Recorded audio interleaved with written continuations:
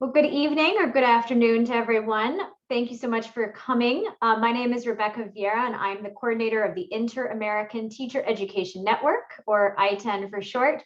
And I am so pleased to have all of you here today and to have a very, very large crew of panelists who will be sharing a number of different innovative approaches and ideas that I really hope that other teachers can use across the region. So today our webinar is Stemming the Blended Approach, Experiences from Jamaican Teachers in Teaching STEM Through Blended Learning. As many of you know, through the pandemic, a lot of teachers, families, communities have experienced a lot of upheaval in terms of the way that we're focusing on teaching and learning now. And Jamaica has really been trying to coordinate efforts, I think, and take a look at what we can do to really radically change the way that we're teaching. So that's what we're here this evening for. Before we do begin, I just want to share with you a little bit about ITEN. The Inter-American Teacher Education Network for the past 3 years now has been focusing on improving STEM teacher education across the Americas. So we are an initiative of the Organization of American States, and we work across 34 member states, primarily in the Caribbean and Latin America. And just for those who might not know, when we use the word STEM or STEAM or STREAM, we're referring primarily to the integration of science, technology, engineering, and mathematics. All teachers can be STEM teachers, and of course, science teachers and those who identify as math teachers, et cetera, often think about themselves or identify as STEM teachers as well. But we're really trying to be as inclusive as possible, consider as early as preschool teachers, all the way up through primarily pre-university education. We hope that you learn more about us at the website linked at the bottom of this slide. And before we do continue, I just want to express gratitude to the U.S. mission, which has provided funding and support for ITEN for many, many years, as well as the Educational Portal of the Americas, which is allowing us to stream on their Facebook page today. So, today's presentation, as I mentioned, is a bit of a response to COVID-19, and specifically within the context of Jamaica. I do want to give just a little bit more background, though, about who is presenting today. Many of you may know that we have the Jamaica Ministry of Education, Youth and Information and the Jamaica Teaching Council, which places a huge emphasis on the importance of teachers as leaders and teachers as mentors to other teachers. And so what you're going to see today are presentations of teachers who have received mentoring and support and who will mentor and support teachers in the future as well. So lots of teacher leaders from the region today. Some of this work really comes out of a project team, which is a collaboration with the support and facilitation of ITEN. And so while we're hearing from Jamaican teachers today, many of these ideas are also being shared with partners with whom they're working, including George Mason University in the United States, Ministry of Education, Science and Education in Suriname, and the Ministry of Education in Antigua and Barbuda. So lots of ideas. Our whole goal here within ITEN is to help people share ideas, and we hope that that's what happens tonight. If any of you have questions as presenters go through, please do put those in the chat, and we will have time after the brief presentations from all the panelists where you can ask those questions and they will respond to you. So with that, I am actually going to hand it over to Dr. Joseph Thomas, who's the director of the Jamaica Teaching Council. Go ahead, Dr. Thomas. Good evening, everyone. Can you hear me? Loud and clear, Dr. T. Good. Good afternoon, educators, ladies and gentlemen. Greetings from Jamaica. Welcome to another webinar organized by the Master Teachers of Jamaica. This time, they are taking the role as mentors and working with a group of teachers to increase their proficiency in online teaching, specifically the blended approach. The national school curriculum in Jamaica is emphasizing the STEM approach in teaching. This mentoring session has been going for some time.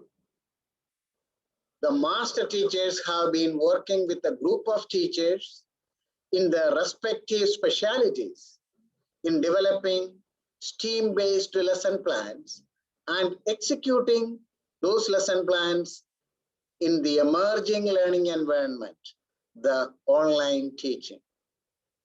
This intervention is a capacity building engagement to enhance the teachers to be more effective and more efficient in their challenging period.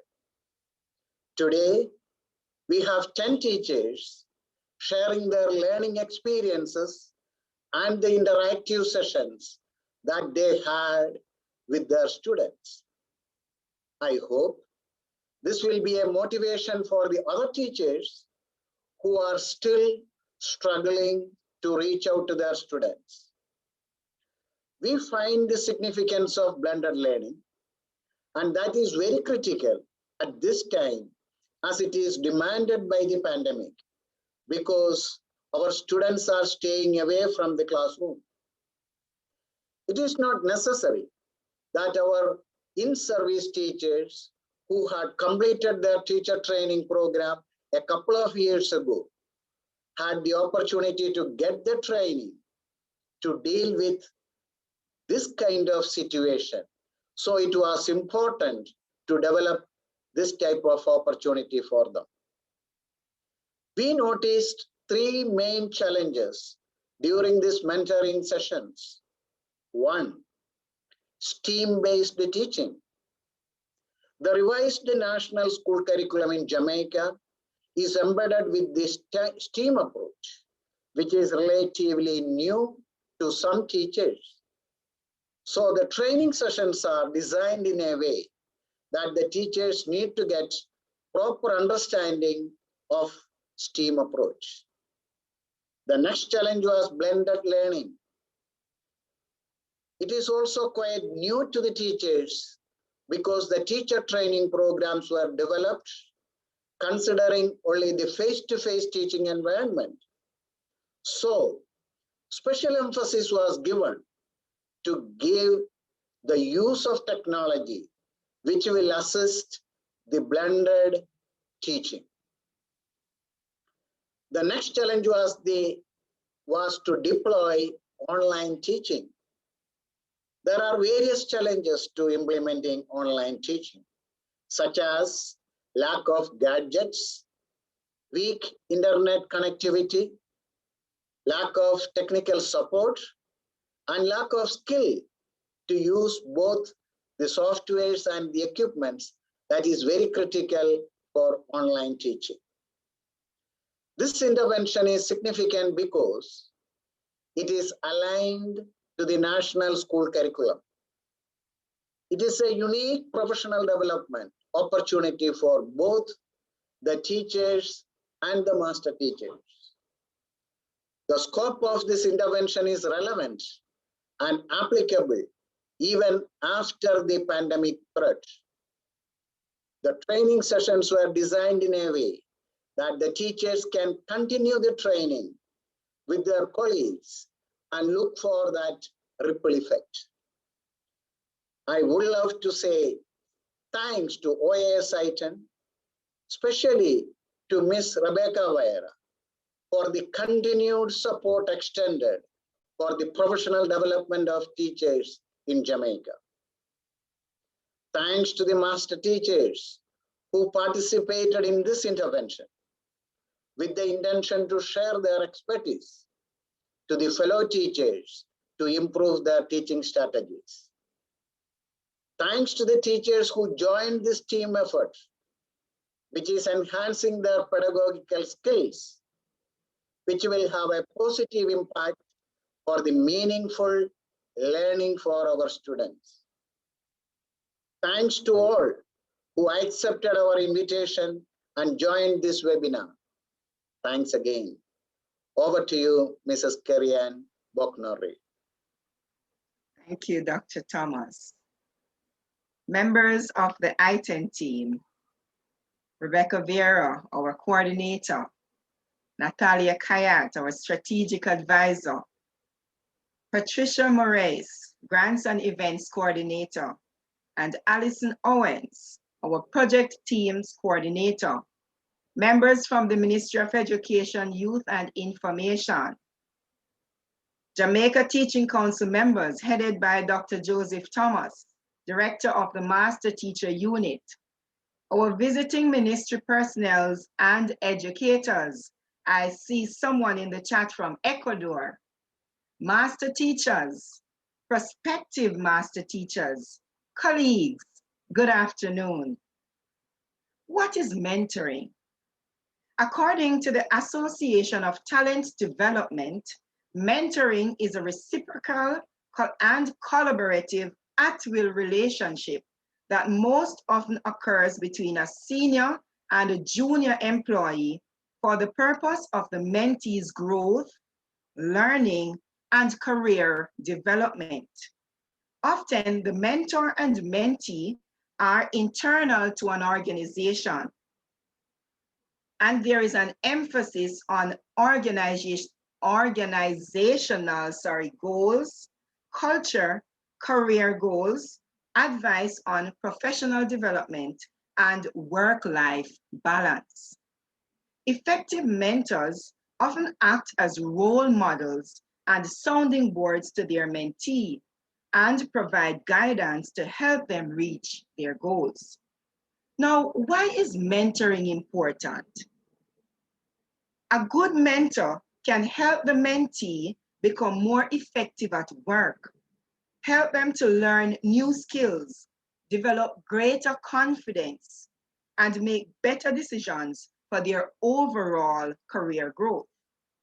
Mentors report many benefits as well, including satisfaction from seeing others develop, expanded generational and cultural perspectives, strengthening of technical, leadership, and interpersonal skills, and continuing to experience new ideas and insights. Now, I know you may be wondering, why is she going on and on about mentoring when the title of this webinar is Stemming the Blended Approach? Well, to clear that up, let me explain. We are here this afternoon to see the result of some hard work that was put in by 5 dedicated master teachers and their group of mentees.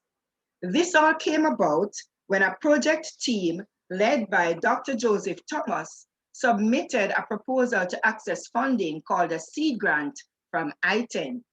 This 2020 project team worked with and mentored classroom teachers and made them pioneers in the use of the blended approach, a design which we can all agree will be with us for a very long time to come.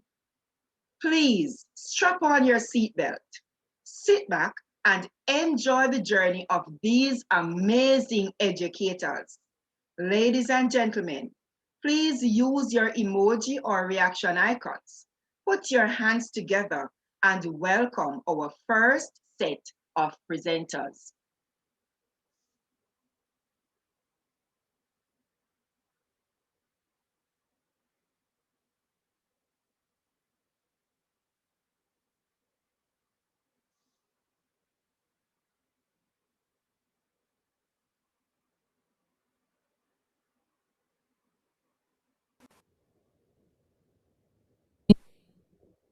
Lessons, the blended approach.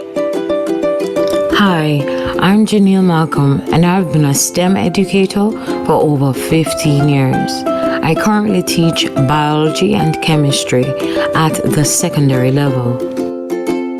Follow me downstream.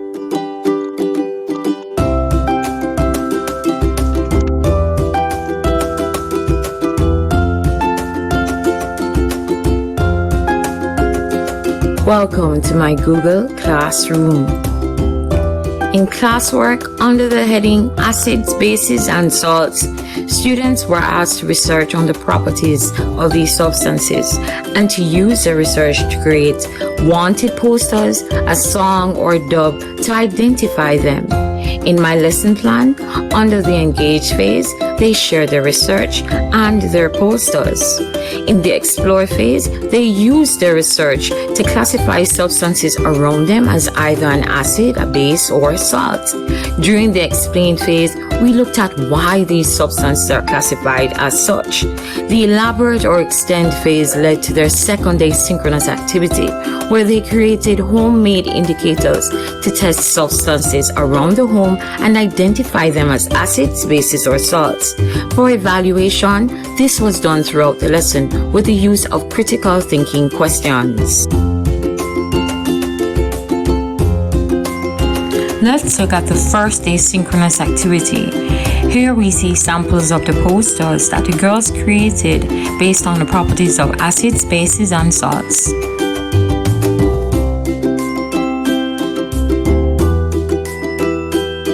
Let's travel into my classroom. All right, so first objective to differentiate between an acid, a base, and a salt. All right.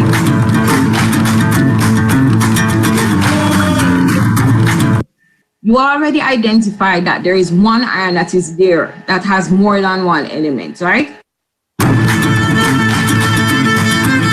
Circle that ion for me that has more than one element. Everybody circle that ion. Let me see if we're all on the same page.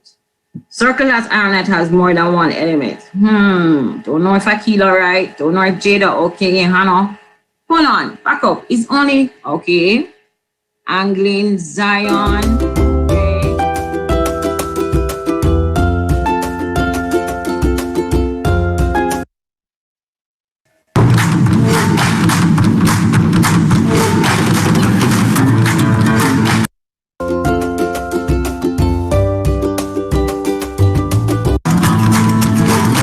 So acids always release which ions?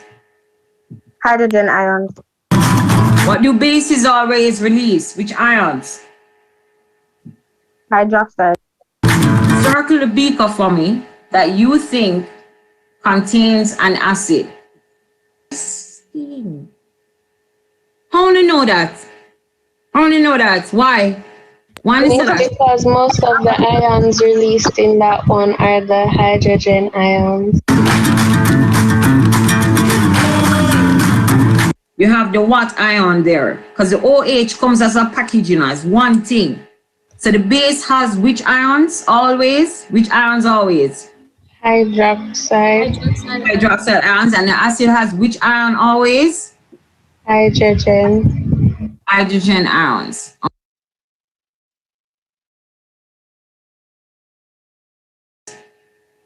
How would you be able to identify a salt?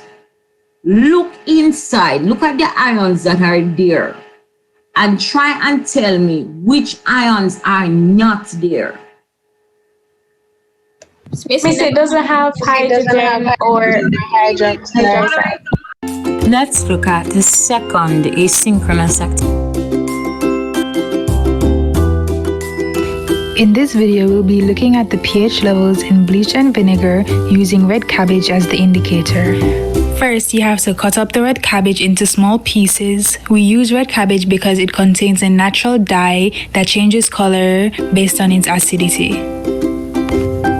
Now, you put the red cabbage in a warm cup of water for 20 minutes. This is to get the natural dye out of the cabbage. The acid I'll be checking is vinegar. You pour vinegar into a bowl with the natural dye and it turns a pinkish reddish color because it has a low pH. I also decided to pour vinegar on a leaf from the red cabbage and this is how it turned out. The base I'll be checking is bleach. When you pour bleach into the natural dye, it turns a greenish yellowish color. This is because it has a high pH. Again, I decided to pour bleach on a leaf. This is what it turned out to be.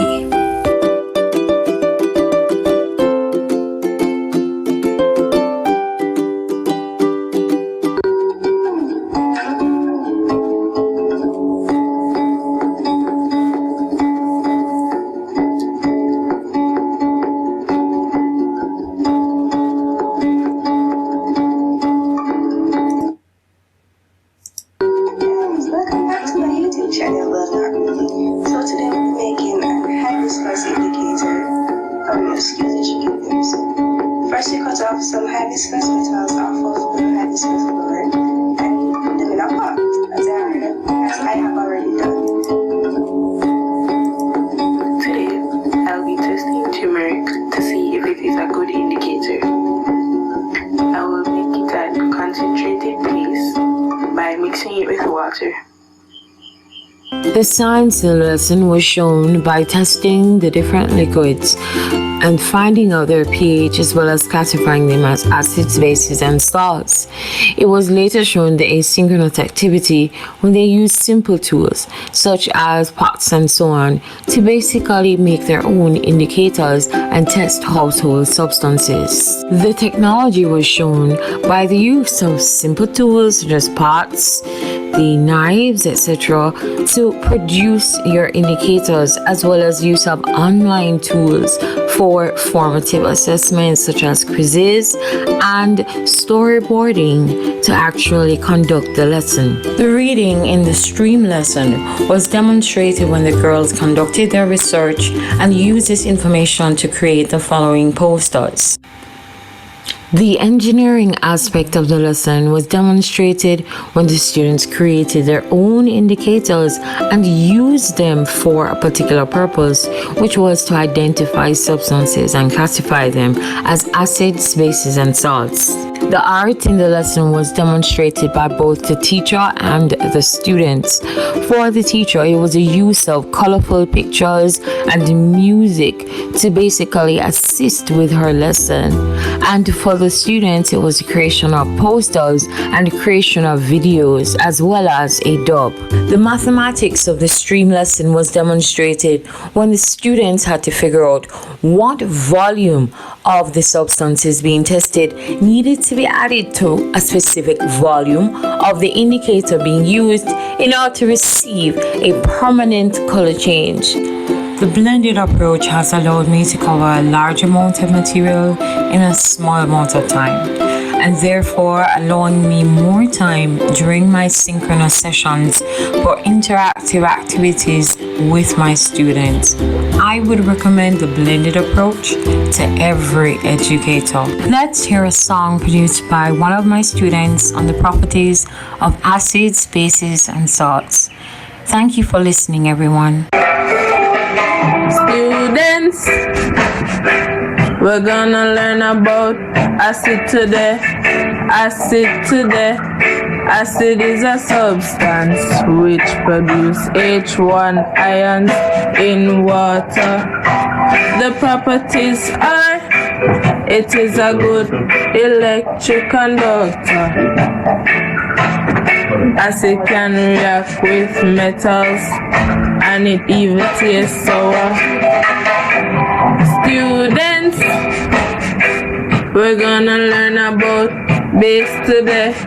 Base today.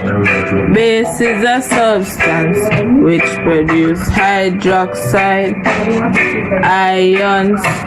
The properties are, base can conduct electricity. It has pH values more than 7 and it even tastes bitter. Students, we're gonna learn about salt today. Salt today. A salt is formed when acid is neutralized by a base. The properties are the ionic compounds. A salt consists of two components, an ions and cations. Students, class is finished For today, you can go home now. Bye bye, students.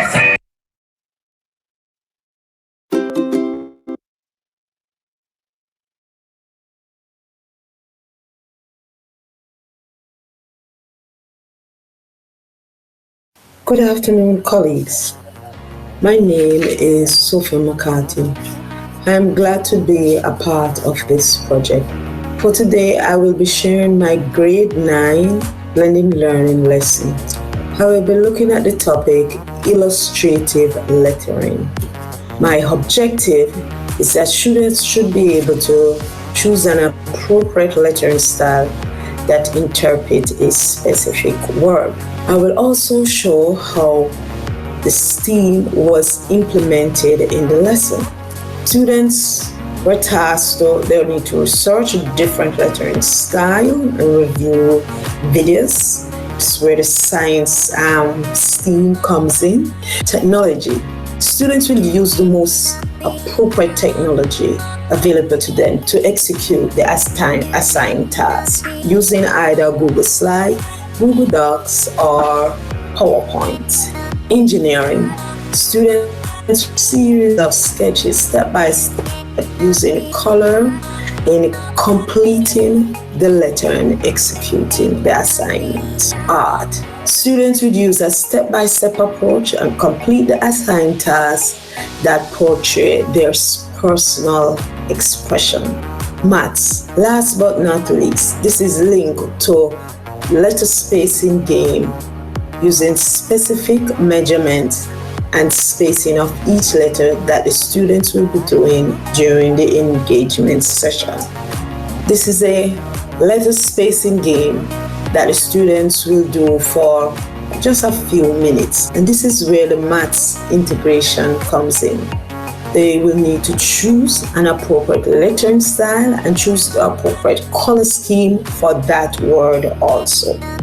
Then they will complete the assigned task. After completing the assigned task, the students will place the research, the sketches, and the completed artwork in their digital journal. This is showcasing a few of the students' artworks.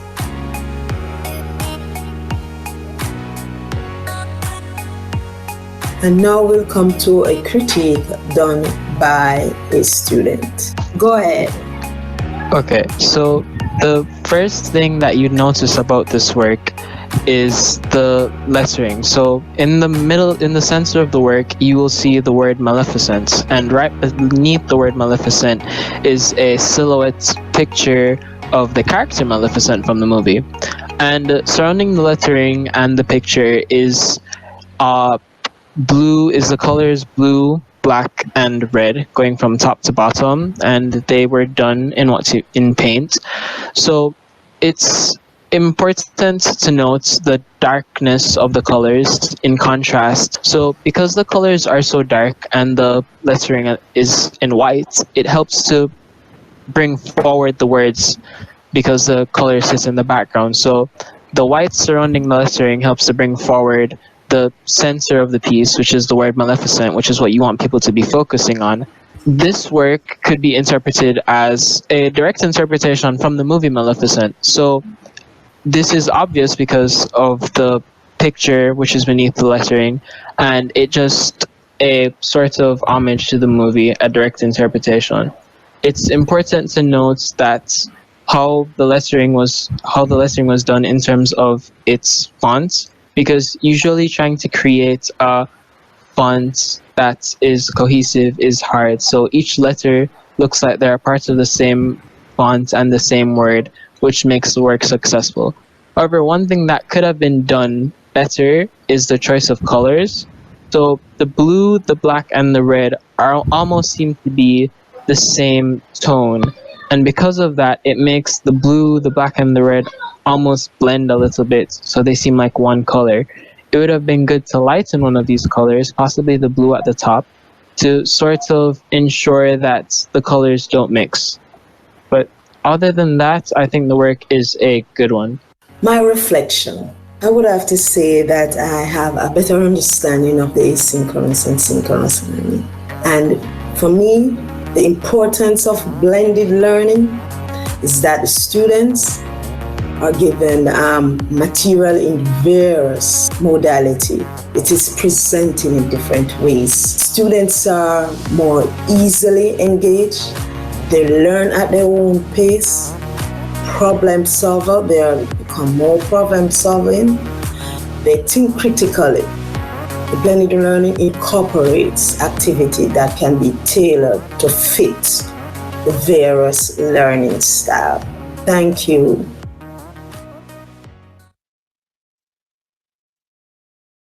Good afternoon.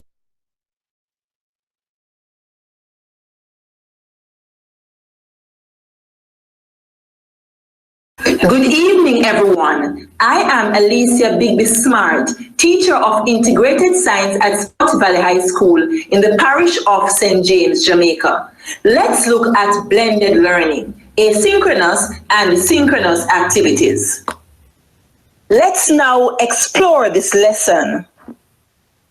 For this lesson, I taught the topic, the soil, and focused on the objective using soil texture and water holding capacity to determine soil type. For the asynchronous activity, the students collected their soil samples at their homes and wet them and formed them into a ball. They then posted the pictures of their soil samples into our class WhatsApp group. A discussion about the soil types based on texture was initiated by me to facilitate the development of my students' critical thinking skills. This part of the lesson brought out the T4 technology in stream, where the students were engaged via the WhatsApp platform. For the asynchronous activity, the students also carried out an investigation to look at the water holding capacity of different soil samples. They then inferred, based on the amount of water that drained through each sample, whether the soil sample had clay, sand, or loam particles in it. This part of the activity brought out the E for engineering in stream, where the students designed and made their own apparatuses, and it also brought out the M for mathematics in stream, where the students measured the amount of water that drained through each soil sample. Today, I am doing an experiment to investigate the water holding capacity of the soil. Here are my materials and the equipment. Here is the nail. Here is some water. Here is the cotton. And here is the different soil samples. So I have three right here. And the last but not least, here are the plant bottles. So I use the nails. To poke in the bottom of the cup to make holes in the bottom of the cup, and I put the cotton in here so that the water can flow. This is my filtration apparatus. Then I place the soil samples in each cup and pour the water on it. So use the same amount of water to pour in each different soil sample.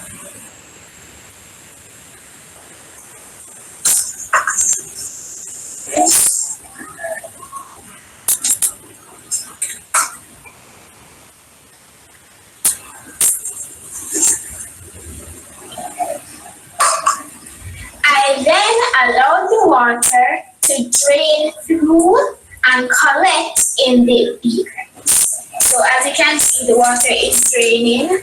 The water is draining through, and now we go with it.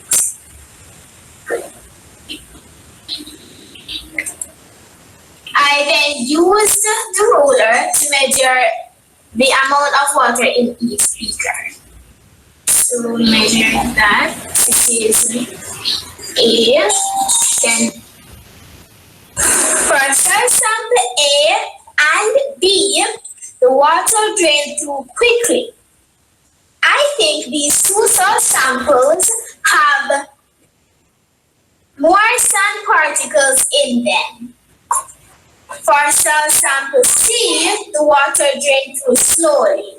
I think this soil sample has more clay particles in it. For the synchronous activity, I used the students' pictures to create a presentation for the class. I engaged my students in a discussion using the questioning technique to allow them to delve deeper into the content. This part of the lesson brought out the S for science in stream, where the students explored the scientific concept, soil texture. Jamon, why did you say loam? Why did you say loam, Jamon? Miss, because... You ever read the saying loam? Miss, because it is lump, miss, and green. Okay. The part looks lumpy. Okay. Let us see what we have here. We're going to click on this and see what if your answer is right or how close you were. This soil has some sand in it. It has some sand in it. And this soil also has some loam in it. So yes, Jamon, you were correct. It's a loamy soil. It's mixed with loam and sand. Let's look at the other soil sample that we got. Look at this one. Someone else collected this one. What type of soil do you think this is? Sand, clay, or loam? Do you think it's sand, clay, or loam? It's clay. Yes? Thanks to OAS I-10 grant project for affording me this invaluable experience. I am now positioned on a trajectory to becoming a great STEM educator. Education is a continuum from the cradle to the grave. Thank you all for listening to my presentation. Good evening. Back here. Ladies and gentlemen, we pause in this exciting journey to allow the information to become cemented into your psyche. What have you seen as a common factor in all of the presentations so far? Can you type it in the chat quickly? What's a common factor that you see in all the presentations that were done already, the 3 presentations so far? 2 persons quickly. Evidence of planning, very good. Thank you, Julianne. Anyone else? Hands-on approach, thank you, Melissa. Real life integration, excellent responses, thank you. I know the others are coming in, but I don't want to keep you waiting too long. Now, the teacher plans lessons and provides opportunities for students to explore concepts outside the classroom. That's the asynchronous activities.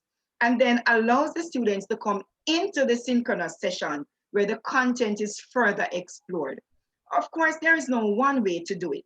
And so it could be that the students are first engaged synchronously. Then for extended learning, they go off and explore further and bring connection between the concepts in the classroom and that of the real world. And my colleagues, that is in fact what authentic learning is. So in addition to the blended approach, we are also big on authentic learning. You have seen, or the most attentive and engaging audience. Please, my colleagues, do fasten your seatbelts again as we continue along this stemming the blended approach journey. Over back to you again, Bagya.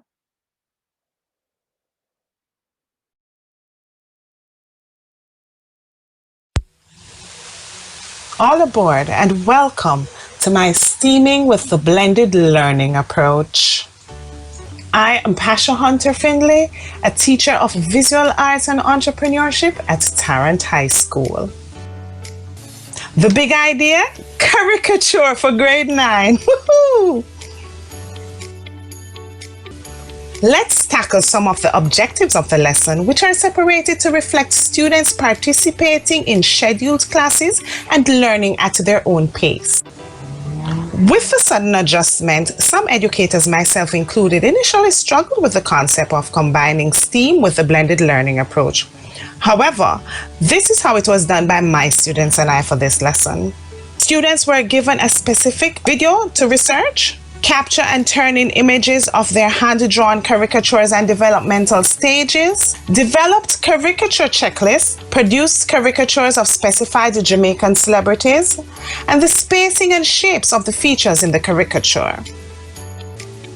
The platform that will be displayed is Microsoft Teams. The students were sent a video to watch. It had only caricature demonstrations and music. Listen to the engagement. How would you define a caricature based on what you watched? Miss, when you look at somebody and draw them. Okay, so you're looking at a real life person and drawing them. Excellent. Akila, seeing your hand, go ahead. Miss, a caricature is a drawing that makes someone look funny or foolish. In what way? Miss, like when you're drawing a real life person, miss, you're drawing them like a funny animation cartoon, miss. Okay, because you're making them in an animated way. I like that response. Miss, thank you so much. Go ahead, Rihanna, let me hear you. Miss, like comic drawings. Yes. Is there anything that you noticed though about the way the persons were drawn? Miss, the drawing is exaggerated. Now, who are my bright spots? Miss, a caricature is a picture or drawing of someone that is funny or exaggerated. All right, excellent. Another segment of the lesson had students collaborating to create a caricature checklist as part of the design process. Having gone through and seeing what a caricature and how to do a caricature, we understand that there's a design process that we must undertake. Now, what I want us to look at, are you seeing my screen, students? Yes, miss. All right, I want us to create our caricature checklist. Now, how is it that we create this checklist? What are some of the parts we must include in the checklist? The eyes, thank you. Eyebrows. The nose. How about his nose? Is it that his nose is where it's supposed to be based on our knowledge of the Loomis portrait method?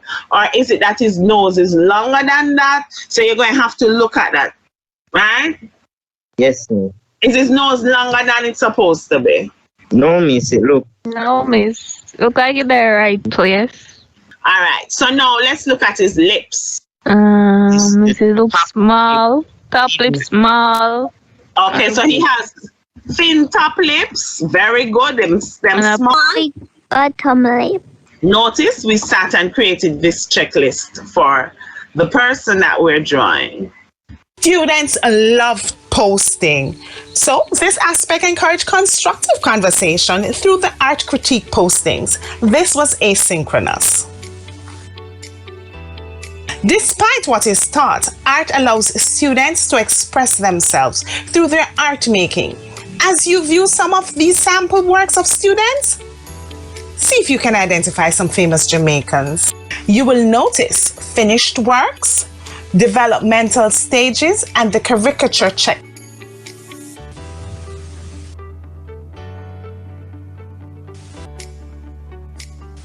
Steaming with a blended learning approach has taught me to take the dare. Deliberate access to rearrange effectiveness. Planning is a deliberate, conscious, and calculated effort that ensures STEAM is implemented throughout synchronous and asynchronous activities. The information is there. Gone are the days of excuses. The blended approach lends itself to accountability and transparency for both the teacher and learner.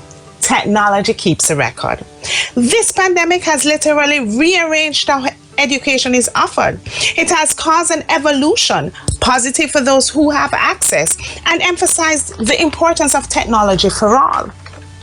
The effectiveness of the blended learning approach, along with STEAM, has impacted my students by allowing different learners to participate and retrieve information readily. Through deliberate osmosis, the concepts seem to have steamed straight to their brains. It has taught me that if I dare to try, I dare to rise. Thank you, Seed Grant Initiative, the OAS, and my mentoring master teacher, Chinsi, for the opportunity to grow and expand my practice as an educator. This is Pasha Hunter Findley. Thank you for listening.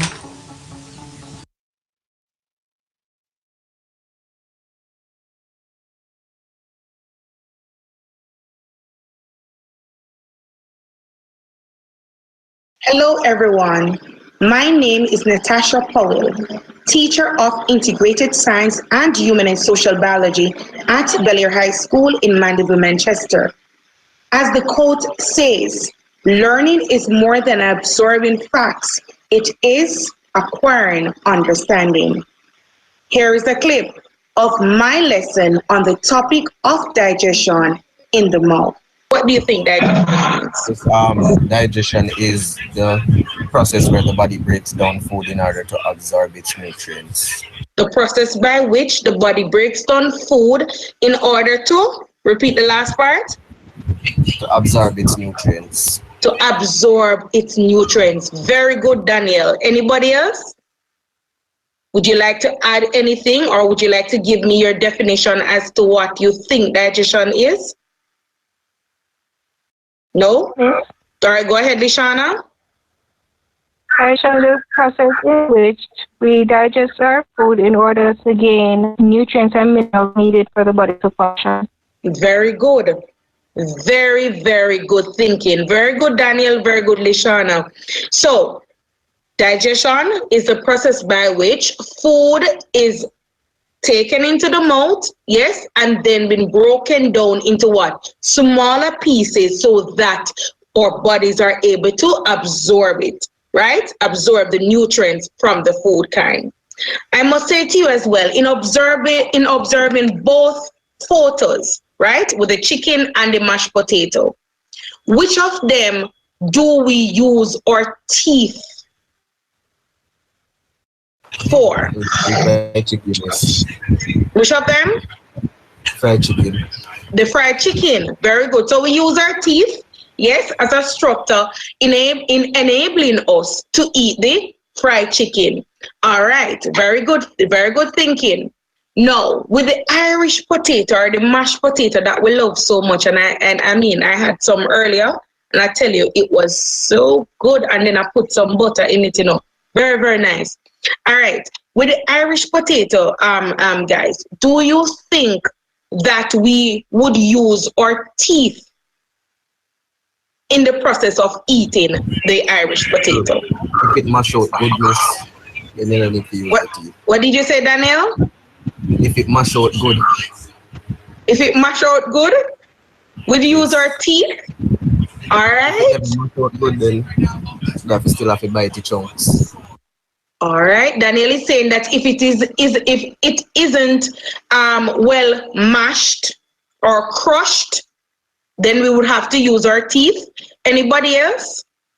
Cara, Michaela, what you guys think? Do you think that we have to necessarily use our teeth to eat the Irish potato as shown in the photo? Not necessarily. It is because of where it's very soft, you know, and you know, persons that don't have teeth, they are normally fed with mashed Irish potato because I believe that it's easier to swallow. Is easier to swallow or easier for them to manage? Yeah. All right. But all right, seeing that the teeth aids in the process of digestion, because remember that Danielle said that we'd use our teeth for the fried chicken, right? In order to cut it into smaller bits so that our body can absorb the nutrients from it. So if we're eating the Irish potato, what is it that is in our mouth that will aid Saliva. The saliva. Very good, Cara. So the teeth plays a role in digestion. Saliva plays a major role in the process of digestion. So we looked on basically two types of food, one that requires chewing, which is the fried chicken, and one that does not require chewing, which is the Irish potato. Very good, guys, and very good thinking. So remember, digestion has to do with the whole process whereby food is taken into the mouth, yes, and then it is being broken down into smaller pieces so that our bodies can absorb the necessary nutrients from the food kind. Students were given the task of using their kinesthetic skills in creating models of the mouth. Here are the samples.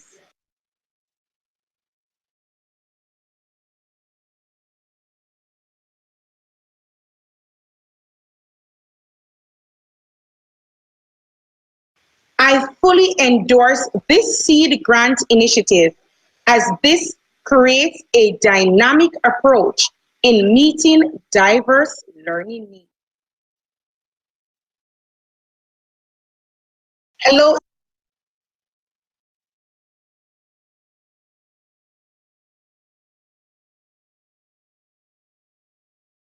Hi everybody, I am Ofrecia Jones, a teacher of physical education for the last 3 years. This presentation will show how I teach my classes using the blended approach. Here's a copy of my term plan that encapsulates both synchronous and asynchronous activities. I then use topics from this plan to construct my lesson plan, where I'll then determine the best means to carry out my lessons. Now, as it relates to asynchronous activities, I then post the instructions for these activities within my classroom, where the students are then expected to upload their work according to what was asked of them.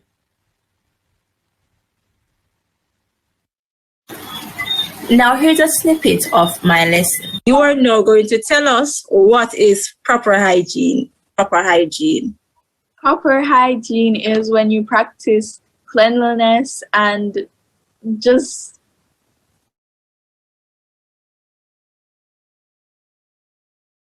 practice to take care of yourself and clean. Yep, you're not wrong. Because remember, we want to stay clean, and having a clean disposition, this can affect our day-to-day way of life. All right? Yes, Morgan? Miss, proper hygiene is when you clean yourself using water or like different soaps or chemicals on your skin to get rid of germs or harmful bacteria. Very nice. Now we should toss the dirty clothes in the hamper. 3-point shot. Ladies, why is it important to not leave that dirty clothes in your room? Why should we separate it? Miss, when it piles up, it can cause bacteria, and then when you touch that bacteria and touch like your food and stuff, it can cause an infection and also the stench. It is important to wash your face to remove bacteria or germs. Very nice. We want to get rid of all of that dirt that has been building up on our faces throughout the day, right? Okay, so I'm going to put you in groups. And from this group, you are going to be listing all the proper hygiene pointers that was displayed within the video. Nice, I'm seeing the person's filling it out. Very nice.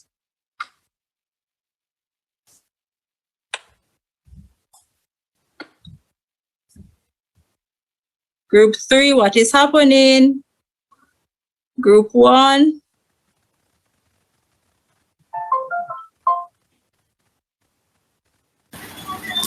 For evaluation, students were given the assignment to construct posters that would edify the reviewers on tips of how to practice proper hygiene, to which some will now be displayed.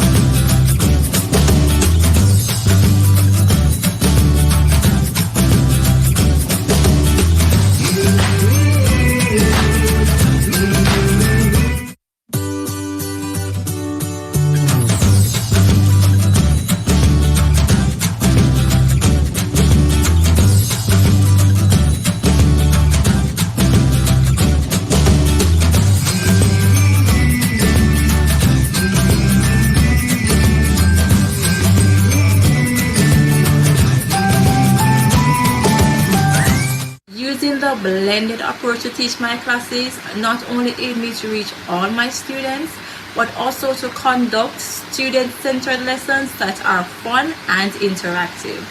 I'm more confident in delivering my lessons because students are expected to do work on their own, whether before or after a lesson is being considered. I also plan to use this approach even when we're face-to-face, as my students are still expected to work on their own.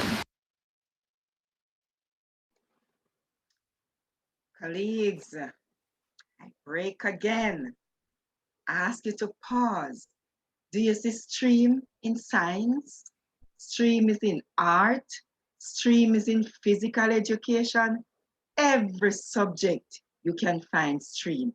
Are you as excited as I am to see the beginning of the new school year? Yes, I know you want your holiday, but still, I am excited. Have you gotten any ideas that you are ready to implement? Yes, I know the feeling. Now that we have traveled more than half of today's journey, what are some of the benefits of the blended approach to the students and the teachers? Anybody? What are some of the benefits to the students or the benefits to the teachers using the blended approach? 2, 1. I know you have been attentive. I know your fingers are scribbling across the keyboard. Waiting to see some comments.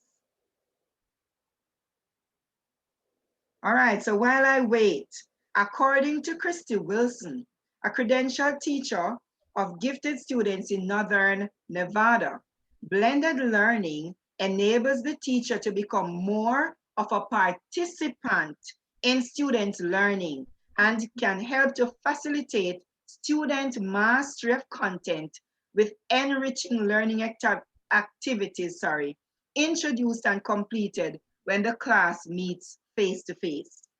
As educators, colleagues, we have long since moved away from being the sage on the stage to the guide on the side. And you can see it in all of the videos that you have viewed so far. I know you are as anxious to get off the train so that we can share these ideas with our colleagues. So please refasten your seatbelts. Let us race on to the end. Over back to you, Mrs. Maladi.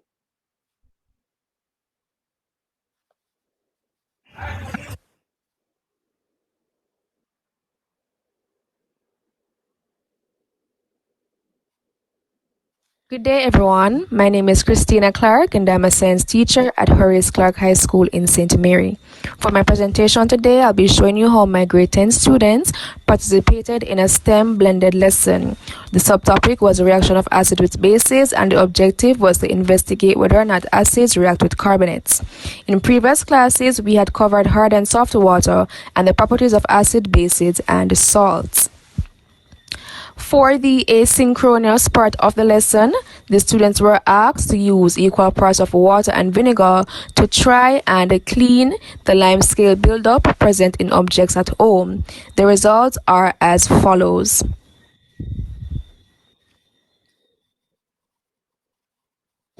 Today we're going to find out if the vinegar can remove the buildup of the kettle.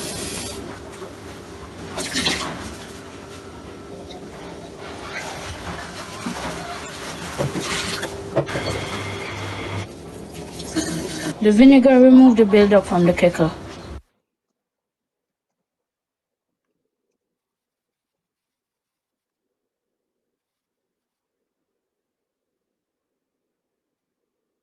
And so we're doing an experiment if the vinegar have any effect on the scale buildup in the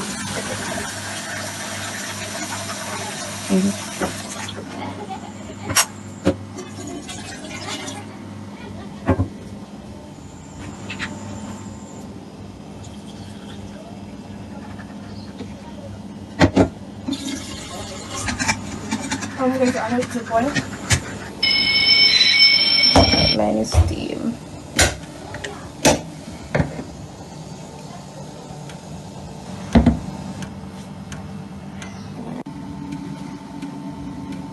I believe that the vinegar has an effect on the scale in the kettle because I can see the scales coming out and it looks a lot cleaner.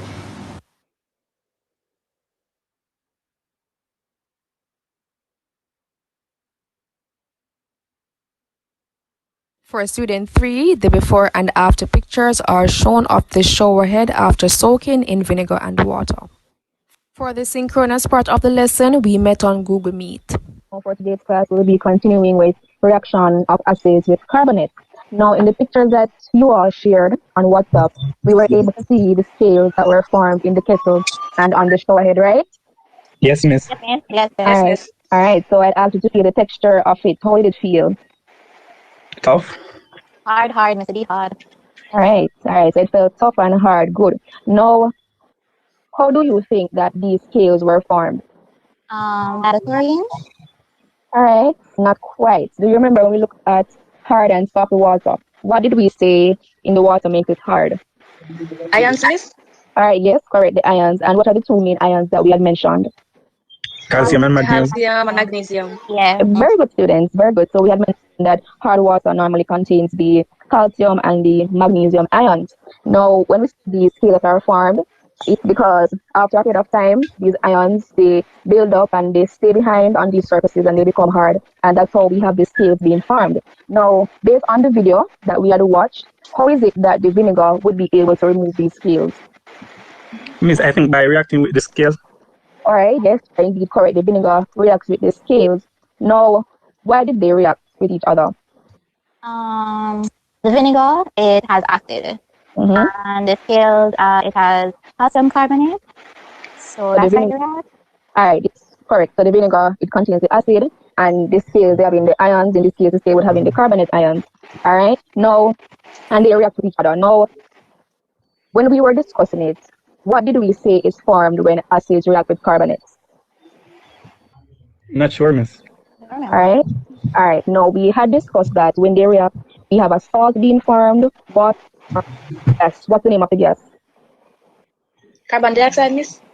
I do believe that blended learning improves the lesson as students will be able to relate the content to real life situations and also to their environments. It also allows students to learn by doing, as by carrying out these activities themselves, they learn better than when a teacher does it for them. I must say I have learned a lot during this journey, and I am so happy that I got a chance to be a part of this experience. Thank you.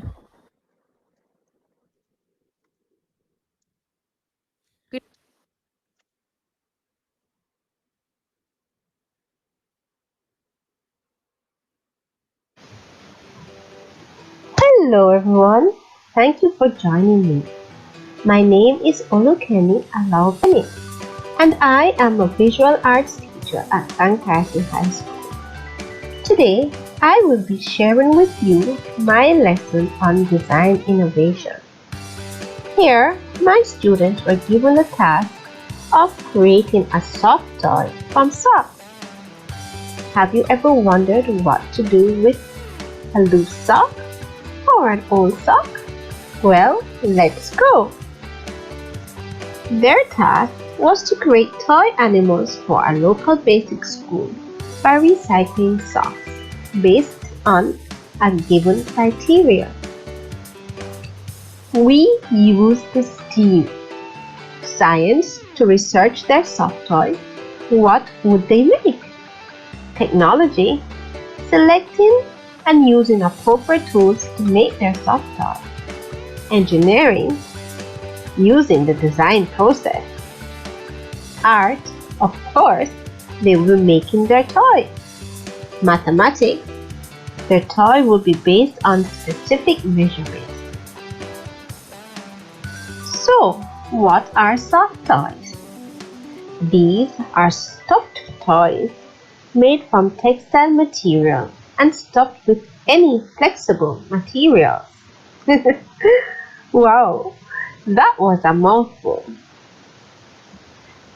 Soft toys are creative sculptural designs that are useful in educating and entertaining young children. One of the activities given synchronously was to watch a video on the design process. Then, asynchronously, write a design brief for the toy they would make. Here's a video clip of my interaction with my students. Okay, students, I think that you did very well in trying to formulate your sock toy. I didn't ask you what materials did you use to create your sock toy. So who wants to go first? I would like to go first. Okay. So I used football socks, that's why it's so long. It's my mom's idea. And then I used some cotton because I had a big bag of cotton, but I can't find it, but I used a lot of cotton or polyester to fill in most of it. And then the rest, we didn't have any more, so we just put like old cloth to fill the rest of it. So it's basically soft. Okay. I was trying to make a caterpillar. I don't have the pipe cleaners for the antennas yet, but I'm about to make it. And I think this caterpillar is successful as long as I get the things to make it. And I've already made the shape. And the reason why I chose this caterpillar is because it looked fascinating in the picture. Okay, remember to send me a picture of what you're doing. All right, thank you. Okay. Cutie? Okay, this is my caterpillar. It looks like this. And the reason why I chose it because it looked really nice, and I think that children will like enjoy playing with it because it's really interesting and it moves well. What age group are you creating both of you, what age group are you looking at? What age group for the school? I'll say 2 or 4 or 5, somewhere right there. All right, so you think the basic school children would like to play with those caterpillars? Yes, miss. Okay. All right, thank you. We see the results of their research and art making skills. They were very happy with their final product. My reflection: teaching pandemic style. Engaging my students online using the blended learning approach, along with STEAM, has increased my understanding of the synchronous and asynchronous modality. In developing their creative skills, my students are given the opportunity to explore more, become independent learners, as well as researchers. Thank you.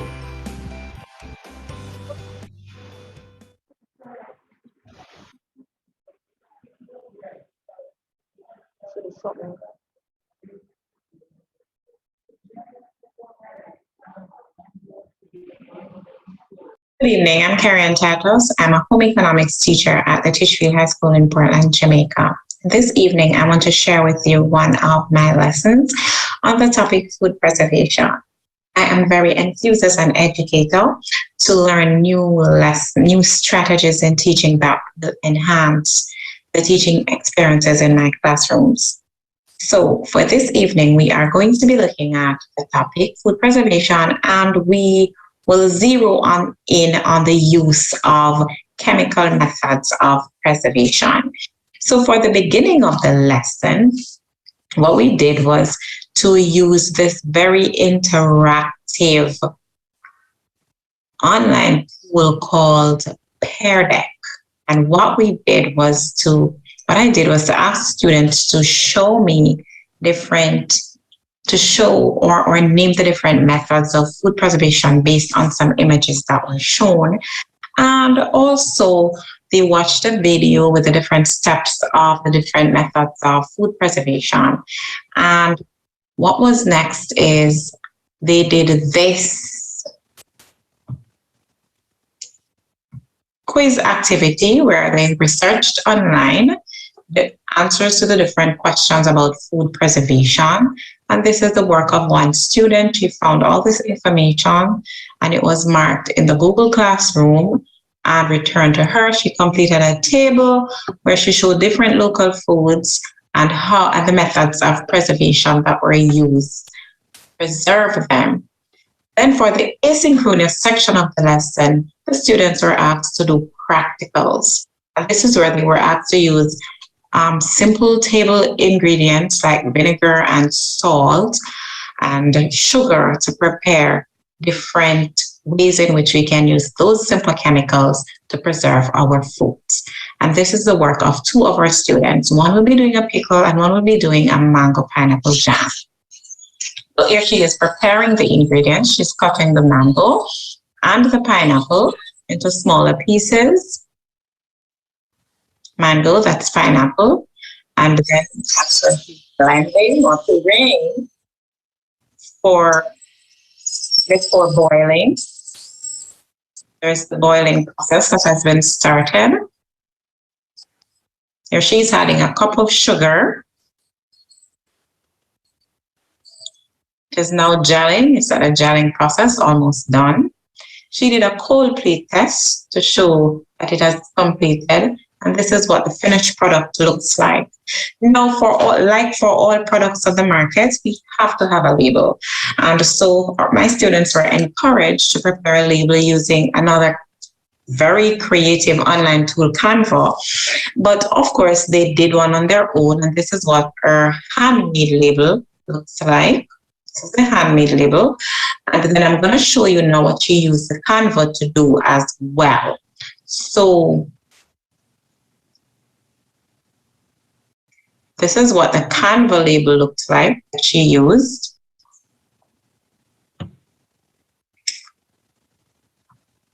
With all the information that we get on a label, the nutritional facts, the barcode, the best before date, the address, the name of the product, all of that, right? And I'm now going to show you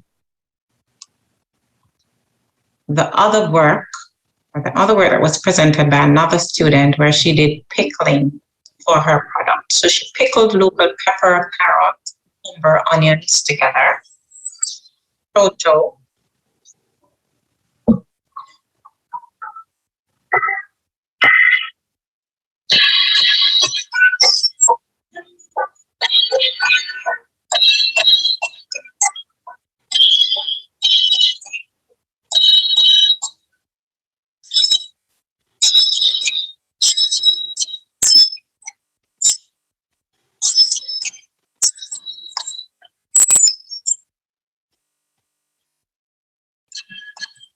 That's our finished product with a label. Now, that was what my lesson entailed. It entailed the use of asynchronous and synchronous activities into the online classroom. Now, the students were able to do a practical exam, a practical session online, and this goes to show that whatever we can do in the face-to-face setting, it's also possible online, and that I was really happy with the results that I got. So that was my presentation on blended learning. I hope you learned something, and I thank you for watching.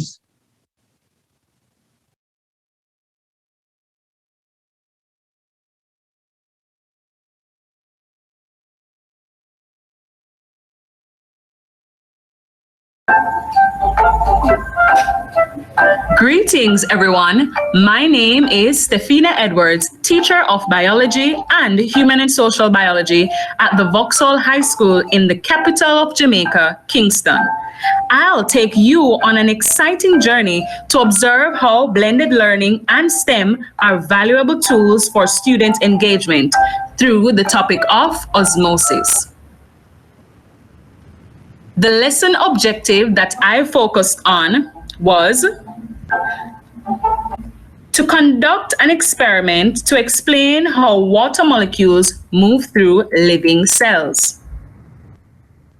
The fundamental STEM ideas included to explain how water molecules moved through living cells. The students also captured pictures and videos. Engineering, they created wells from their potatoes or fruits, and also with mathematics, they cut potatoes or their fruits in halves. Let's look on the asynchronous activity, the materials. Today, I am investigating osmosis in plant cells. Here are my materials and equipment. Slices of zucchini with a small well made in them were used. Slice D was boiled. I used chiffon containers for petri dishes. I used plastic spoon for a spatula. I used water, a cell phone for a timer, and a knife to cut the slices of zucchini. A data table was made for my observations and results. A marker was used to label the different slices. Let's look on other students or my young scientist setup.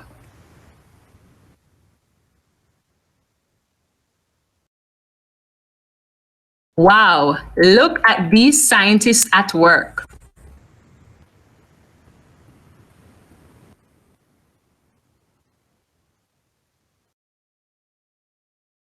Let's now look on the method used in the asynchronous activity. For petri dish A, no solute was used. For petri dish B, sugar solute was used. And for petri dish C, salt solute was used. For petri dish D, which was boiled, salt solute was used also. I will now set the timer for 30 minutes and do my observations.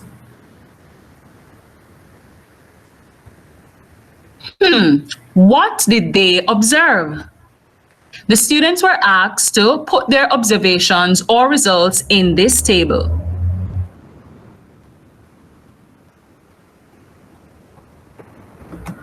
These are my observations. In petri dish A, in the dish, level of water remained the same. In the well, no water was present. For petri dish B, in the dish, level of water decreased, and in the well, water was present. For petri dish C, in the dish, level of water decreased, and in the well, the water was present. For petri dish D, which was boiled, in the dish, the level of water remained the same and no water was present in the well. I realized that for B and C, it doesn't matter which solute was used. The water molecule went through the cell membrane of the plant cells. I have also noticed that for petri dishes A and D, no water went through the cell membrane of the potato cell. I think for A, it was because no solute was used to cause a change in the concentration of water molecules.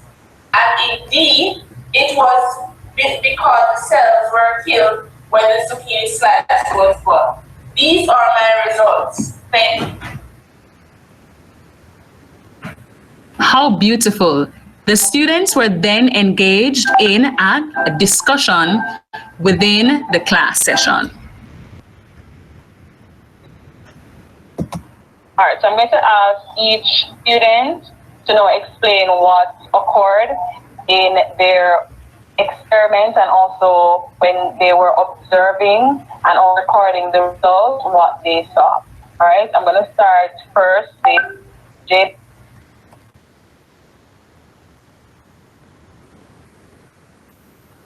Akila, what were your observations?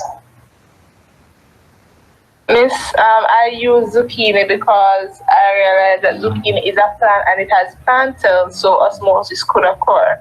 What I realized is that for B and C, it doesn't matter which solute was used, the water molecule then through the cell membranes of the plant cells. I have also noticed that for petri dishes A and D, no matter what went through the cell membrane of the potato cells, I think for A, it was because no solute was used to cause a change in the concentration of water molecules, and indeed it was because the cells were killed when the zucchini slice was boiled. These were my results and observations. That was beautiful. Mark Van Doren said, "The art of teaching is the art of assisting discovery." Gratitude is a must. I must thank the OAS I-10 Mentorship in STEM Teaching Seed Grant Project.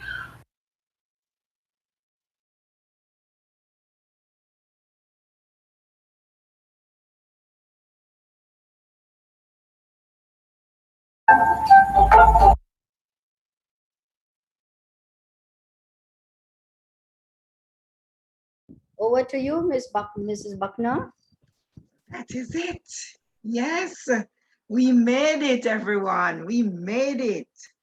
Please put your hands together for this amazing team of Jamaican teachers. Before I invite Rebecca to take over and allow you to ask your questions and make your comments, let me hasten to say, colleagues, that if you were expecting perfection, we are sorry to have disappointed you. It is important to note that many, if not all, of the classroom teachers who presented this evening were only introduced to the concepts of STEM and the blended approach about 5 or 6 months ago. Now, these teachers and their mentors will tell you just how difficult the journey was. But in the end, you heard the testimonials. They all realize that mentorship is an ongoing activity. And so it was all about improvement and growth and not necessarily about perfection. I am confident that this evening you were able to take away some practical ideas that you can take into your classrooms for the next academic year. And with that, we as a team have met our objectives. Once again, we express our gratitude to the I-10 team, to Dr. Thomas, to the master teachers and prospective master teachers, and of course to you, our participants. I found this quote by an unknown author, and it states, "What feels like the end is often the beginning." We have come to the end, or almost come to the end, of this evening's webinar, but I know it is the beginning of your dive into STEM and the blended approach to teaching and learning. So cheers to you. Thanks and walk good. I now hand over to Rebecca, who will take your questions and comments. Thank you so much, Kerry Ann, and thank you, Bhagya, for facilitating all of our presentations tonight. Thanks to all of our panelists. So we've received a number of questions in the Q&A, and some of our speakers have responded to them, which is great, but I do think it would also be good to see if anybody else from the panelists would like to contribute. I would like to go ahead and start with, there was some questions about, there was one question here about assessment. I know many of you as panelists presented the activities that you did, but I'm curious to know, how did assessment, or the way that you assess students, change in this blended approach in comparison to had you been under normal circumstances in the classroom? Who would like to take that question? Go ahead and just open your microphone if you would, please. Alicea Bigby smiles. Go ahead, Alicea. Thank you, Rebecca. How it has changed is that I now spend time on making my rubrics. And what I do, I reveal the rubrics to the students, and I realize that when they understand what the assessment is about and what are the elements or the parameters that they are going to be marked for, then I get better results when they are doing their presentations. That is how I do it. Great, thank you so much, Alicea. Would anybody else from the panelists like to respond to that question?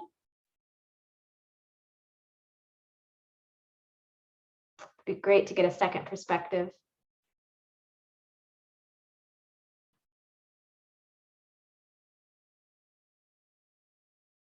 Nope. All right, well, we'll go ahead and move on to another one here. And this has to do with students' participation. So how do you deal with students that lack gadgets or that lack connectivity? I mean, this is kind of a two-part question, right? Because you have students who, even despite having gadgets, despite having access on the computer, they may turn off their camera, they may choose not to participate. And then you have those students who really, through no fault of their own, don't have the technology. So Anel's already responded to that just a bit. I don't know if Anel, if you wanted to elaborate on that before I hand it over to Michelle.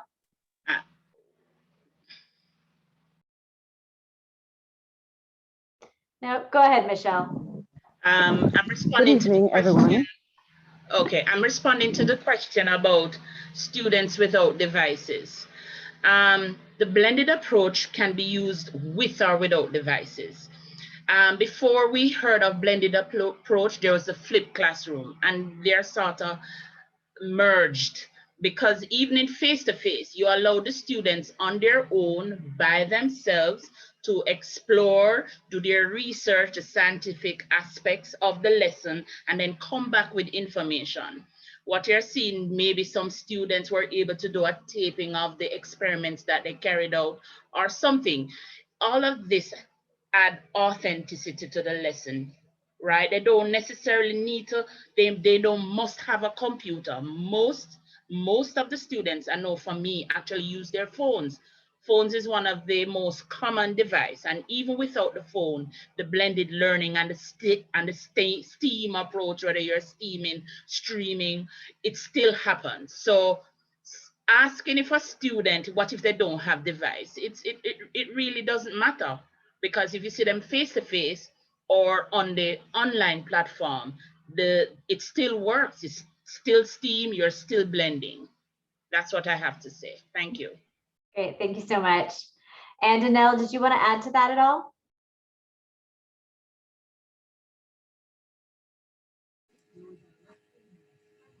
Hey, Rebecca, did you say Janelle? No, that's okay. I said Janelle, but if Janelle, if you want to contribute, that's completely fine. Go ahead. No, man, not volunteering. I joke. No, seriously though, what Mrs. Tracy says is true. Whether in the face-to-face or virtual setting, blending is a must. In fact, probably before they coined the term blended approach, we really were doing it.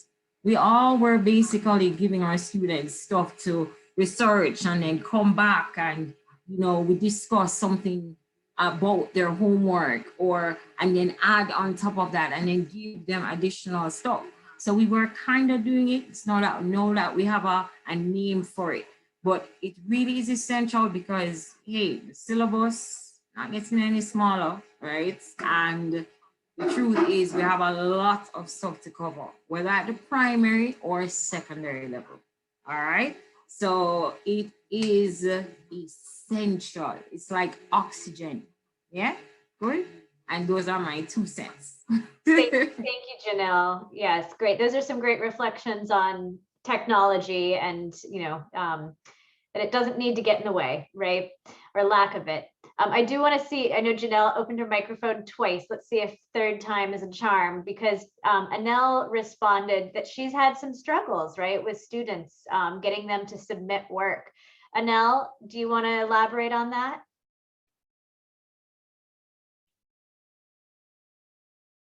You're still on mute, but I think you were going to contribute a moment ago.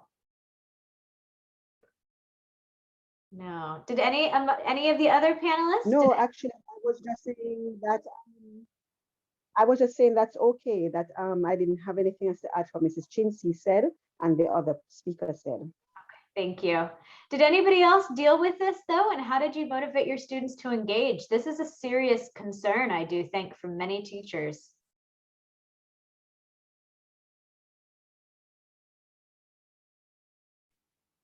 Can I answer that? Yes. Okay. Yeah. Michelle, go ahead. Michelle, go ahead. I'll add to it. No problem. Well, okay. For me, especially, I teach art. And so the first thing somebody is going to say, I'm not really good at art, but who knew that art could be taught over, you know, using this modality? But I do things to have them turn on the camera.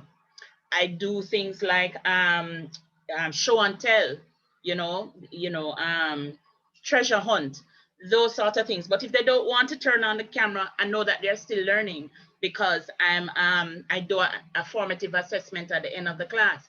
And most importantly, I have to get the parents' support. Once you reach out to the parents, I find that it is a little easier, not a lot, because sometimes parents don't respond, but it's really getting the parents on board. Sometimes it takes having a session with the parents as well to let them understand what we're going through, trying to get the students to remain online and be active. Okay, Bagay, you can go ahead. Thanks. What I do generally is when I give them any practical activities to do at home, I either say to them that you will have to come online and present in the class, or take a 1-minute video with your camera and send it to me. So what happens when they come to the online modality, either they are presenting, or if they cannot, then I now project the video and then we have a discussion on that. So I keep it open-ended. I give them the choice, because yes, some of them, their cameras don't switch on, they have a problem. And even if they're absent for the class, we still have the video, and we can still, all the students can still look at it and we can have a discussion. So that is how I go about it sometimes. And sometimes if it is any posters and all, yes, they take pictures, they take images, and they upload it to Google Classroom. And then from there we take it. Thank you, Rebecca. Thank you, Bhagya. I noticed there's a few people among attendees who've raised their hand. I can't open your microphones in an easy capacity, but if you would like to go ahead and write your question in the Q&A or in the chat, I will definitely make sure we address your question. Let's see here. So we have another question. I believe Janille and Alicea have both actually responded to it in the chat, but we'll see if anybody else wants to add. So somebody has written that I see blended approach being really meaningful in practical subjects. So like hands-on subjects, right? Where you're dealing with materials and activities that are hands-on. When it comes to things like English language, or when it comes to literature, communication studies, sociology, how does that work? And how does it look different? May I? All right, so I love storytelling. Okay, I love storytelling, and so, but I use stories that are not necessarily what you call it now, far-fetched. Like for instance, in this lesson, I told the story of when I accidentally, I was drinking water and I left it on the counter, and then somebody swapped it out. I don't know why, and I ended up drinking something else that starts with a B, and I wasn't too amused, right?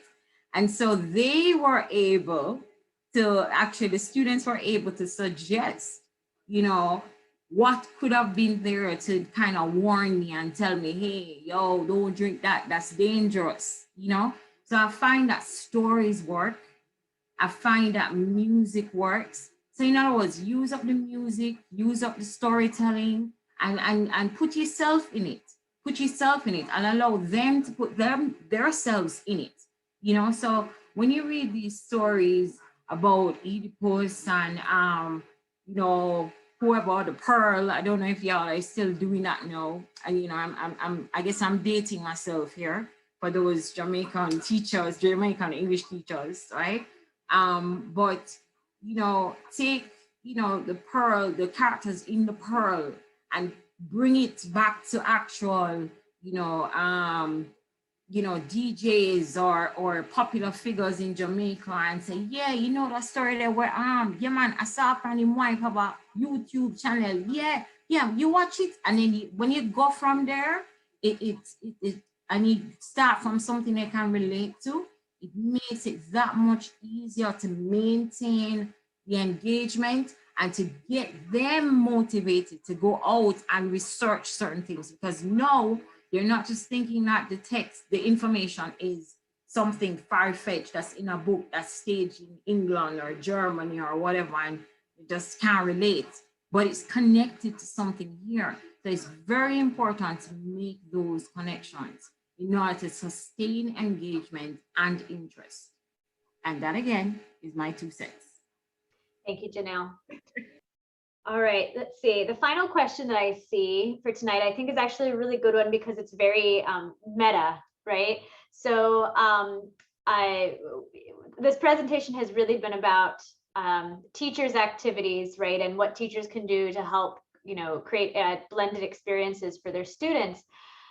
This question here is about what was that mentorship experience like? So this is really a question directed more towards the mentors of the teachers who presented today. What was it like mentoring people in a blended capacity or perhaps in an online only capacity? Who would like to respond to that?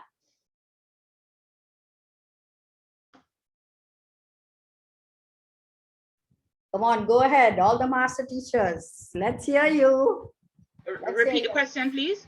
So the question is, what was it like teaching the teachers about a STEAM blended approach while teaching? So sorry, I think I may have misread the question. The question is, what was it like teaching teachers the STEAM blended approach because it's something new? What I was reading into that was you're also teaching many of these teachers online. You are teaching teachers in a blended approach. So what was that like? Teachers make the worst students, right? No critique on my team. My team was awesome, right? But in a sense, it's just like teaching your students. You have to be prepared just the same way, and you have to be prepared to be challenged in just the same way. But when we got together, it was no longer me teaching them. It was we coming together and putting ideas and helping each other. So once we gel, it felt good. You mean working together. So right there, I have a nice little support group right there. I don't know for the others. Thank you, Michelle. So it sounds like building community is really important. Right. It was a team effort, as Michelle said. So coming up with the lesson plans, we worked as a team on each other's lesson plans, gave ideas, spoke about why this would work. LCD,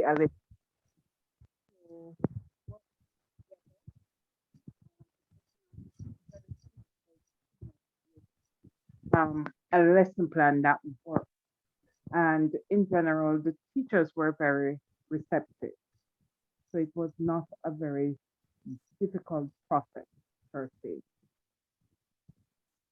Thank you so much, Nadine. Would anybody else care to add?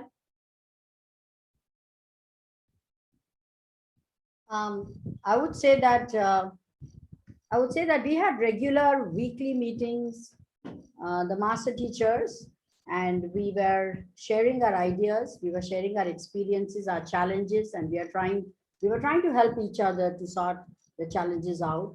And then I, in particular, I was in touch with everyone, and it was an amazing experience to be in touch with so many educators. And like Michelle said, it was more a team effort. It was like all of us were working together, and we literally are leaning on each other's shoulder for help, for support. So it was not that my team, these are the teachers I will mentor. It is that we all were helping each other in the process. And I think that is very important. Collaboration is very important when it comes to mentorship. Same time, we were also listening to the classroom teachers, and we were getting ideas from them, and they were giving us ideas, and we were trying to incorporate and see how we could work together to make it better. So it was a task, but it was a real collaborative effort, I can tell you that. Thank you. Does anybody else want to respond to that? No. Okay. We have another meta level question, which I think we should address before we leave. And that is, so how do you as a teacher get a STEM approach going in your school? How does one begin? And what kind of support does a teacher need in order to do that?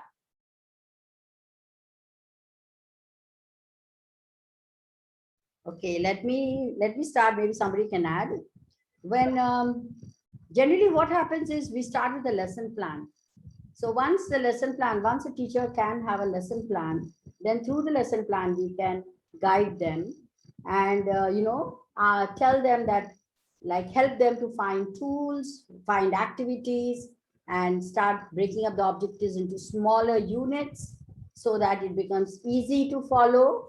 And that is the way I go about, and that is the way I think we all went about this time. Our lesson planning was very important. We found lesson plans to guide us. In fact, when we started off, it was with the lesson plans. And then we had integration. That means even if there were 6 teachers in a group, all 6 made the lesson plans and they passed the lesson plans to each other to incorporate their own subject. Because you have seen today that it's just not science, it was home economics, it was all PE came in, everything. So all the lesson plans were passed around and everyone had to put in 3 ideas how they would integrate it. And then from there, we took it forward to include activities and STEM and all that. So I'm sure somebody else wants to add to it.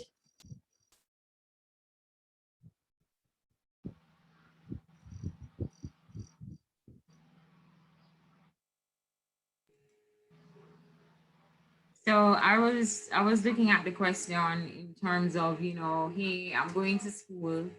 My school doesn't necessarily do this. What can I do? And that was my understanding of it. And so I'm thinking the first thing you need to do is start with things that can be found at home. Yeah, fun activities. When they hear that fun and that excitement coming from your class almost every week, soon from then, the other kids are like, trying to, peep in. Then the other teachers are interested as well. And so it's contagious in the sense that it's going to be passed on from one person to the next, So I think, once you see the value in it, start off small, use things at home, use things that the students can also easily access. We don't want them, brocking them mommy or daddy expensive china, right? But, cheap stuff, reasonable stuff and fun activities. And when they hear the excitement from your class, it's gonna catch on. That's what I think. Thank you, Michelle. As Janelle said, we start small. And the first thing you probably want to do is see, for example, I teach art. How can art be integrated in all the other subjects? Then you do the same thing with the science, the technology, engineering, math, the reading. And once you're able to do that, then you have a buy-in from the other teachers because it adds some excitement to the class. You might be teaching, somebody said how you integrate STEM into English. I mean, you have videos, you have things that they can do, role play, you add the arts into it, right? So you have to start small and then integrate little by little. That's my part. Great. All right. And I think we're coming to a closing time here, but there is one more question that I hope you can address, and that is, how does one get mentored? If one is at a school, doesn't know where to start, let's say they're in Jamaica in particular, how do they get involved with what you're currently all doing in terms of mentoring and being mentored in Jamaica?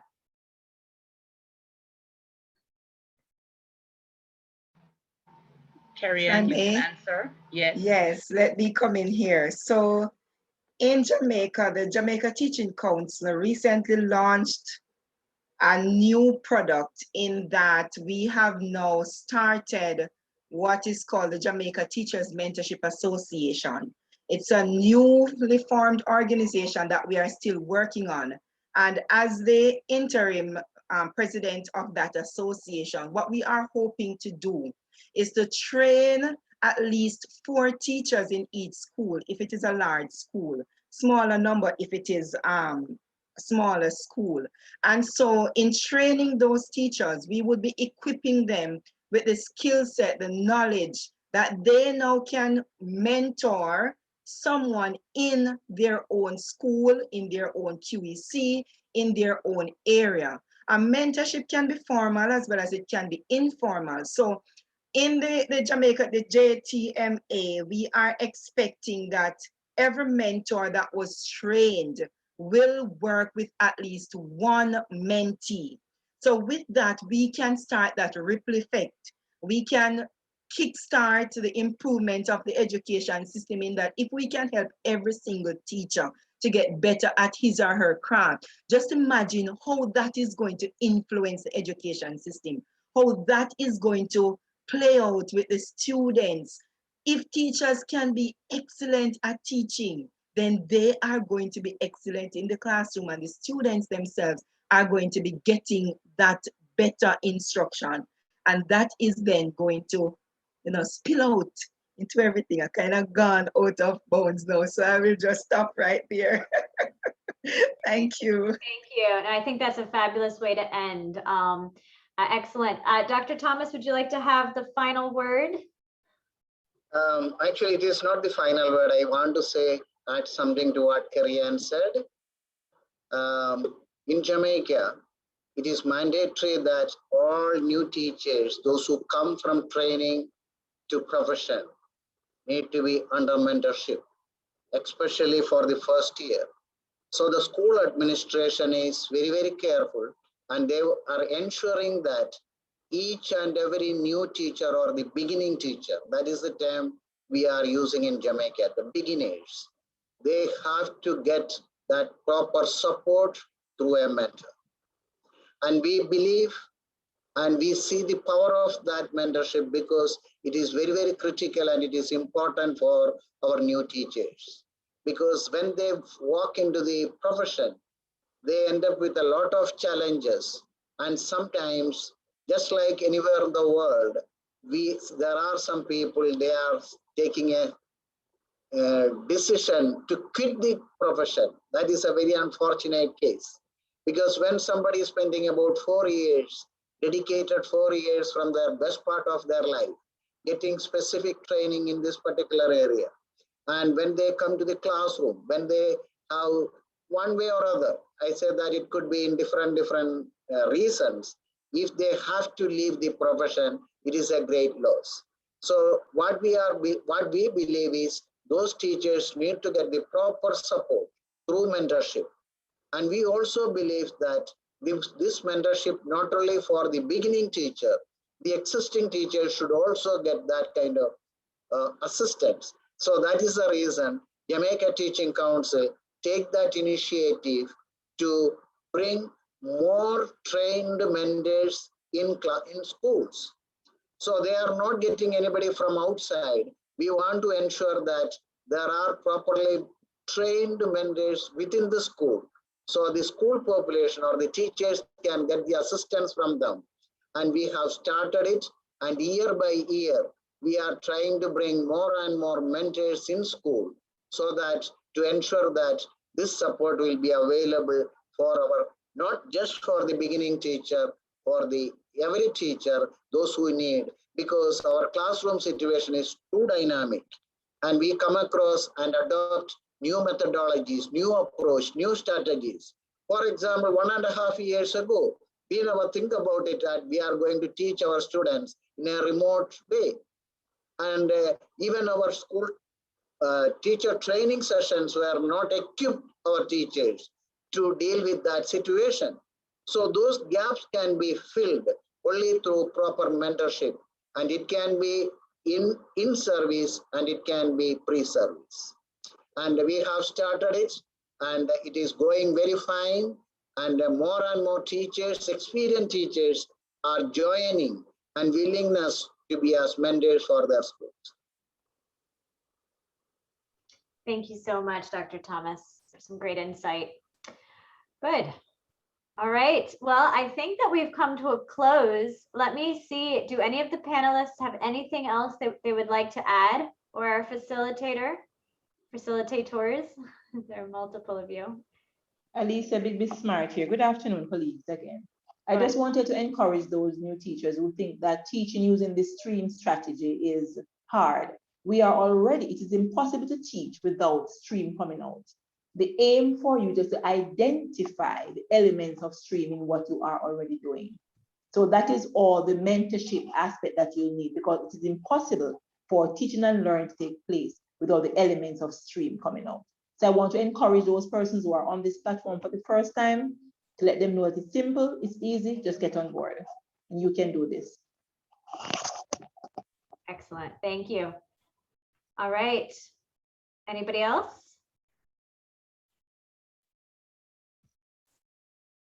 Okay, would anybody like to see or hear anything else? Even if not today, is there anything that members of the audience would like to look for in future presentations from these teachers or other great teacher leaders in Jamaica and across the Caribbean?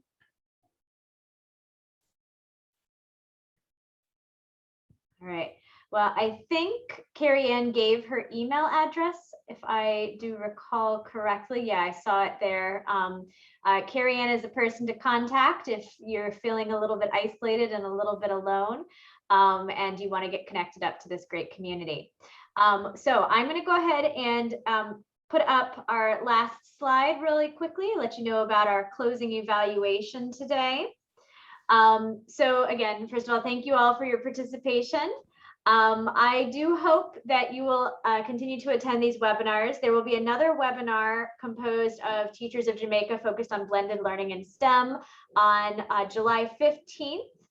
That's also on our website. So if you go to www.oas.org/en/I10, or if you contact Kerry Ann, I'm sure she'll get you set up for that as well.